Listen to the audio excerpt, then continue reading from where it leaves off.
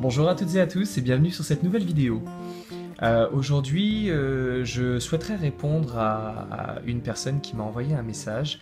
Je souhaiterais répondre à Stéphanie qui a eu un petit pépin avec sa moitié, avec son homme, avec qui elle s'est disputée. Et visiblement, les choses sont tendues depuis pas mal de temps. La question était évidemment, comme d'habitude, si je voyais une amélioration. Mais comme pour toute question qui se termine en oui ou non, non pas qu'on ne puisse pas répondre, mais plutôt que je n'ai pas envie de répondre, je fais mon capricieux, je fais ce que je veux. Et en fait, la question qui va se poser derrière, c'est bien entendu, si je vous dis oui, ça va s'arranger, qu'est-ce que vous allez dire? Et si je vous dis non, qu'est-ce que ça va changer?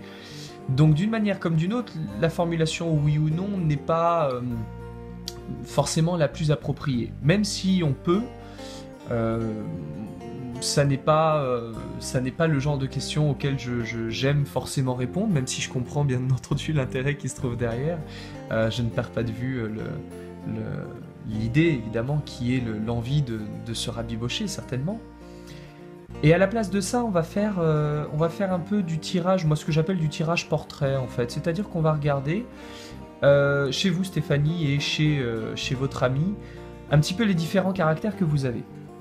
Donc on va voir un peu ça. Alors, la première chose que je vais faire, c'est essayer de voir, vous, votre caractère le plus global, le plus général, habituellement, comment vous êtes, comment vous vous comportez, quelle est votre personnalité principale, la plus forte. Ensuite, une autre carte pour savoir comment votre ami, lui, comment il se trouve, sa personnalité globale la plus forte, donc pas forcément avec vous, en règle générale.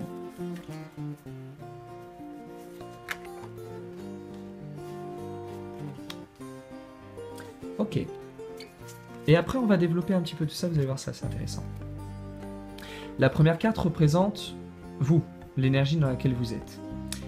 Avec la carte du mât, on voit quelqu'un qui aime être indépendant, qui aime la liberté, qui aime bouger, ça a besoin de mouvement. Il faut surtout pas que ça soit terré et enterré, il faut surtout pas que ça soit statique et immobile.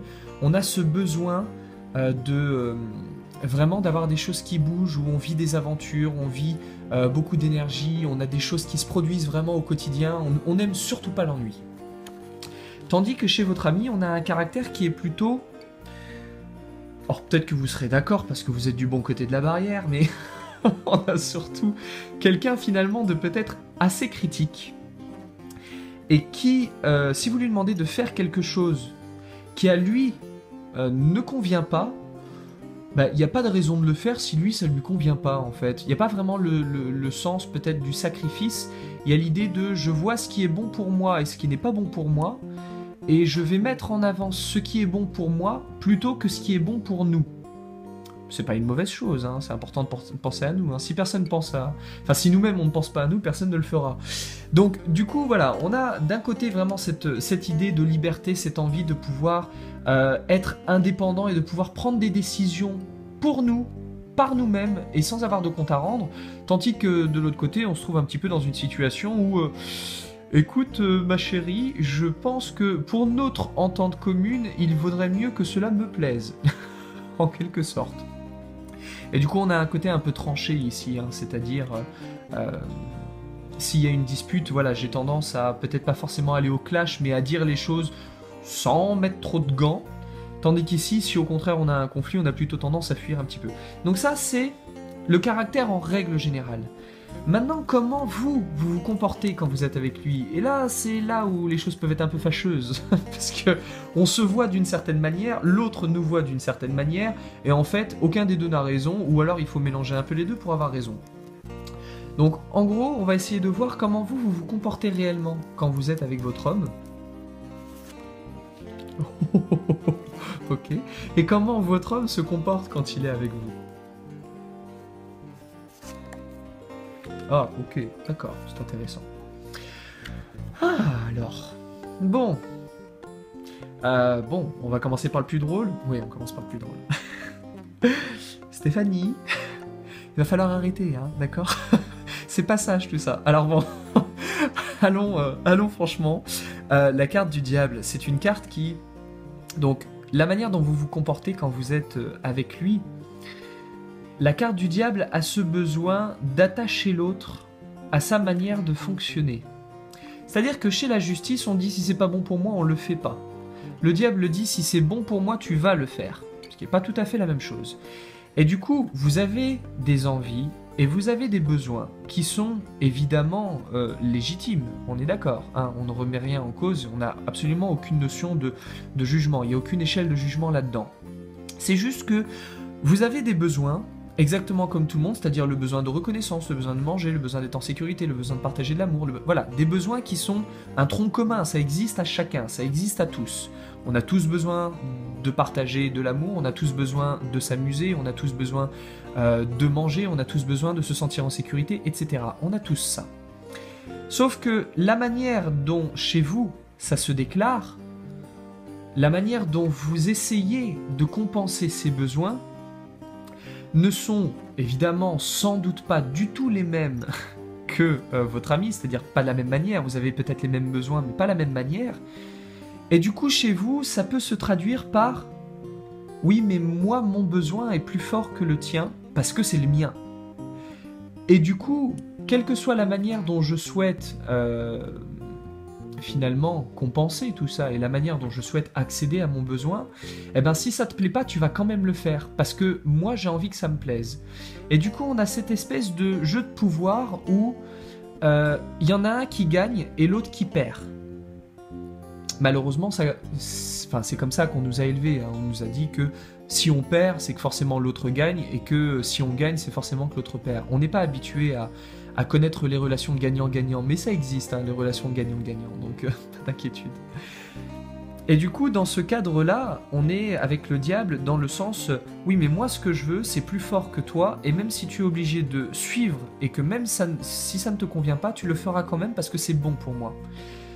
Alors là, on est dans une idée de comment vous vous comportez avec lui, mais c'est exactement comme j'ai dit tout à l'heure, on n'est pas toujours conscient de ce comportement-là, on le voit pas. Et il est tellement facile de dire oui mais non pas du tout parce que c'est pas du tout moi, c'est pas comme ça que je me comporte, c'est que lui il se comporte comme ça.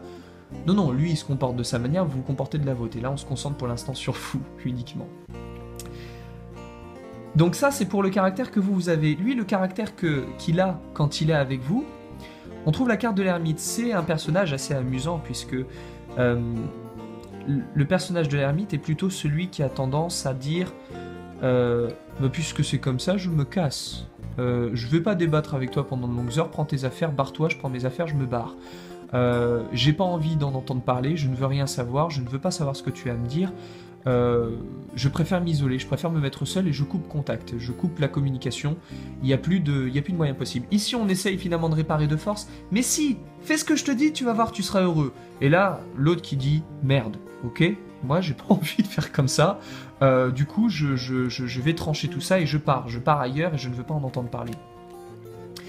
Maintenant ce qui serait intéressant de voir, ce serait finalement quel comportement adopter pour vous permettre finalement de retrouver une communication saine. On le voit déjà ici, hein, c'est-à-dire que quand on arrive à mettre en lumière un peu les comportements respectifs, à ce moment-là on commence à voir que oui, il y a effectivement des trucs qui clochent.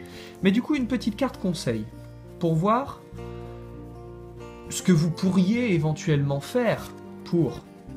Oh, d'accord. Merci. Oui, je parle aux cartes, oui. Pas d'inquiétude, tout va bien. La carte du battleur est une carte qui, en règle générale, va nous parler d'avoir des envies et de se concentrer sur nos envies. J'ai envie de faire telle chose, je veux faire ça parce que ça me fait plaisir. Et du coup, là, on se trouve au milieu, hein, d'accord ? Donc on est vraiment partagé entre vous et lui. Ce que le battleur est en train de nous dire, c'est que vous avez des envies et ce qu'il serait intéressant de mettre en lumière dans votre couple, c'est non pas le moyen de satisfaire cette envie, mais plutôt le fait de mettre ensemble vos envies. En gros, je m'explique. Moi, j'ai besoin d'être épanoui dans ma relation amoureuse, et pour cela, j'ai besoin de quelqu'un qui soit solide, et pour cela, j'ai envie que tu gagnes de l'argent. Là, j'ai fait le phénomène inverse. C'est-à-dire, je suis parti du point de départ pour vous montrer l'arrivée. Sauf que vous le voyez de l'autre côté. Pas vous personnellement, pas vous Stéphanie, pas d'inquiétude, je parle pas de vous. Je parle vraiment en global. Nous sommes comme ça. On fonctionne dans l'autre sens. J'ai envie de quelqu'un qui a de l'argent. Pourquoi? Parce que j'ai envie de me sentir en sécurité dans mon couple. Ah, et qu'est-ce que ça fait si je me sens en sécurité dans mon couple? À ce moment-là, je suis entièrement épanoui. Je peux mettre de côté mes inquiétudes et je peux vivre pleinement l'instant présent. Et à ce moment-là, je vais partager. Ah, d'accord. Sauf que vous, ce que vous dites à l'autre, c'est « j'ai envie que tu gagnes de l'argent ». Alors qu'en réalité, ce dont vous avez vraiment envie, ou du moins ce dont vous avez besoin, c'est simplement d'être dans une situation sécuritaire qui va vous permettre d'être épanoui dans cette relation. Donc là, on a la différence entre votre besoin, qui donne naissance à une envie, qui donne naissance à une stratégie. Le besoin, se sentir épanoui, pouvoir partager, qui vient d'une envie, l'envie de pouvoir être finalement en sécurité dans le couple, et donc ce qui donne lieu à quelle stratégie? Chérie, tu vas gagner de l'argent, parce que si tu gagnes de l'argent, à ce moment-là, je pourrais satisfaire mon envie qui satisfait mon besoin. Et l'idée, c'est, du coup, ça va être de mettre ensemble vos envies respectives. C'est-à-dire, de quoi toi tu as envie? Eh ben moi, j'ai envie de calme aujourd'hui. Ah ben écoute, moi au contraire, j'ai envie de faire la fête. Comment on peut faire pour essayer de concilier les deux? Bah, tu pensais à quoi? Ben moi je pensais, puisque j'ai envie de calme, je pensais rester à la maison, peinard, tranquille. Et toi, t'avais envie de faire la fête, donc du coup ça se solde par quoi? Bah écoute, j'avais envie d'inviter des amis à la maison. Oui, mais moi j'ai envie de calme, et toi tu as envie d'inviter des amis. Comment est-ce qu'on peut faire? Quel terrain on peut trouver ensemble pour satisfaire nos envies? Bah, je sais pas, toi, t'as envie de rester tranquille à la maison. Peut-être que dans ce cas-là, tu peux rester à la maison, et peut-être que moi, je peux sortir. Peut-être que je peux aller sortir avec mes amis et m'amuser dehors. Ou alors, peut-être que moi, je peux faire venir les amis, et si toi, tu as envie de sortir pour rester tranquille, peut-être aller au cinéma ou autre, comme ça, on satisfait nos envies. Mais on n'est pas obligé de se les imposer, et on n'est pas obligé de fuir l'autre en faisant la gueule. On peut à ce moment-là trouver réellement un terrain d'entente. Mais l'idée, c'est véritablement de revenir de la stratégie vers l'envie et vers le besoin, c'est ce qu'il y a de mieux.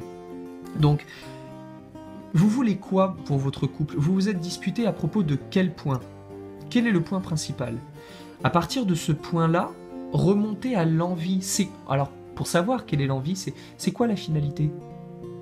Ce que vous vouliez faire, et ce que lui, vous avez envie de faire, c'était quoi la finalité? Ça faisait quoi une fois que c'était fait? Comment vous vous seriez senti en faisant ça?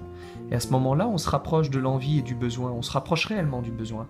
Et à ce moment-là, on peut dire, toi, t'avais envie de faire la fête, moi, j'avais envie de calme. On peut peut-être essayer de trouver un terrain d'entente. Si on ne fait pas ça, il y en a un qui dit, moi, j'ai envie de ramener mes amis à la maison. Et il y a l'autre qui dit, moi, j'ai envie d'être tranquille tout seul à la maison. Là, on a deux stratégies qui font bing. Là, ça peut pas passer. Donc on revient vers l'envie, on descend, d'abord on est à la surface et on va un peu plus profond.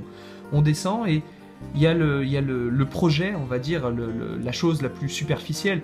Je veux ça, je veux. Ça correspond à j'ai une envie de m'amuser, j'ai une envie de... Et quand on descend encore, on trouve le besoin. J'ai besoin de décompresser pour m'amuser. Ou j'ai besoin de décompresser en restant au calme. Et en fait, on va voir que le besoin est exactement le même. C'est-à-dire qu'on va se disputer pour des choses qui sont exactement les mêmes à la base, puisque les besoins, ils sont pas nombreux les besoins. Les besoins, on a à peu près tous les mêmes. C'est être en sécurité, c'est pouvoir être en santé, c'est pouvoir avoir le moral, et c'est pouvoir partager de l'amour. Après, il y a bien sûr le fait de manger aussi, comme tout le monde. On va pas se priver des bonnes choses. Mais les besoins sont très peu nombreux. Et si vous faites ce cheminement de « je veux » à « j'ai envie de » ou « je souhaiterais », jusqu'à « j'ai besoin de », au moment où vous arrivez au besoin, vous vous rendez compte que vous avez la même. Vous avez le même besoin, vous avez la même... C'est juste que au moment du besoin, ça se sépare en deux. Les envies sont pas tout à fait les mêmes et les stratégies adoptées pour combler l'envie sont encore plus différentes. Et alors là, on a énormément de chances de se taper dessus. Donc, voilà, je sais Stéphanie que votre interrogation était de savoir si vous alliez vous rabibocher. Mais si je vous avais dit non, vous n'auriez pas eu fait la moindre réponse. Si je vous avais dit oui, ça ne garantissait pas que vous n'alliez pas vous taper dessus quand même à l'arrivée. Donc quand vous avez un conflit dans votre couple, comme on le voit là, revenez sur le battleur. Mettez vos envies en commun, mettez vos besoins en commun. Qu'est-ce que tu veux? c'est pour combler quelle envie et ça comble quel besoin. Et à la fin, du coup, quand on a réussi à cibler ça, ok, écoute chérie, par rapport à nos envies et à nos besoins, qu'est-ce qu'on peut faire en commun, éventuellement, qui pourra nous satisfaire tous les deux? Et si on ne peut pas le faire en commun, qu'est-ce qu'on peut faire pour remplir, on va dire, nos envies, sans forcément être ensemble, mais sans jamais qu'il y ait un gagnant et un perdant. Et c'était là-dessus que je voulais terminer. Pour l'instant, on est encore, mais comme dans 99,9% des couples, dans une idée de il y en a un qui gagne, il y a l'autre qui perd. Et c'est ce qu'on appelle faire des compromis. Il y en a un qui va dire oui alors qu'il a envie de dire non, l'autre qui va dire non alors qu'il a envie de dire oui. Les compromis, c'est la mort du couple. Dès l'instant où vous faites des compromis, c'est-à-dire que vous n'avez pas envie de le faire. Le problème, c'est que les compromis, on les fait en rapport avec le « je veux » et non pas avec le « j'ai besoin de ». Si on revient dans le « j'ai besoin », les compromis disparaissent. Et l'idée pour retrouver l'entente dans un couple, c'est de faire disparaître justement l'idée de compromis. Et dans ce cas-là, on va simplement redescendre à ça. J'ai envie d'amener des amis à la maison. Ah mais pourquoi? Qu'est-ce que ça fait? Bah du coup je fais la fête, je m'amuse. Ah, et c'est quoi la finalité de s'amuser? Bah à ce moment-là je décompresse de mon travail et je me sens bien. D'accord, et du coup tu vas ressentir quoi? Bah du coup ça va me permettre de me vider de plein de choses qui m'obsèdent, j'ai plein de trucs dans la tête, je pense à plein de choses, j'ai besoin de me changer les idées. Ok, donc ce dont tu as envie, c'est de te changer les idées. Toi tu as envie de faire quoi? Moi j'ai envie de rester tout seul à la maison. Ça c'est ce qui est vraiment le je veux. D'accord, c'est quoi l'idée? Bah du coup, comme ça, je suis calme, je peux me reposer. D'accord, et qu'est-ce que ça fait? La finalité, c'est quoi? Bah à ce moment-là, je peux moi aussi me vider de ce que j'ai dans la tête et ça va me faire du bien. Ah tiens, c'est rigolo, on a exactement le même besoin. Ah bah c'est cool. Sauf que nos stratégies ne sont pas les mêmes. Est-ce que moi, en tant que premier personnage, je peux accepter de rester à la maison et dans ce cas-là me vider la tête de cette manière-là? Si oui, dans ce cas-là, je reste à la maison et ça satisfait mon besoin. Sinon, je vais décider de faire autrement, mais sans aller marcher sur lui. Le deuxième, lui qui a son besoin doit être respecté. Donc à ce moment-là, eh ben, on va simplement dire « Ok, je vais respecter ton besoin, mais je vais respecter aussi le mien. Et dans ce cas-là, je vais remplir mon besoin ailleurs, et toi, tu vas faire le tien ici. » Et à ce moment-là, personne ne se marche dessus. Et on tombe dans une relation qui est gagnant-gagnant. Donc ce que vous pouvez faire pour essayer en tout cas peut-être de renouer une discussion saine et sans accroc, c'est peut-être simplement de sortir du « je veux » pour remonter vers l'envie, l'aspiration, et pour revenir au point final, aux besoins. Et une fois que les besoins ont été identifiés, vous allez juste voir que vous voulez la même chose, vous voulez ressentir la même chose, mais juste que ça prend des chemins différents. Mais dès l'instant où vous avez identifié le tronc commun, comme ça, à ce moment-là, le moment où vous retrouvez le tronc, vous voyez que vous avez des branches différentes. Sauf que vous étiez en train de vous engueuler là-dessus, alors que dans le fond, vous étiez d'accord. Ce qui est quand même assez comique. Ou pas tant que ça, parce que une majorité des clashs dans les couples sont dus à ça. Donc moi je vous invite simplement à voilà, peut-être essayer de discuter avec votre ami et de lui dire écoute, j'ai vraiment envie qu'on soit heureux, j'ai vraiment envie qu'on soit rabiboche, j'ai vraiment envie de... Toi tu as envie de quoi?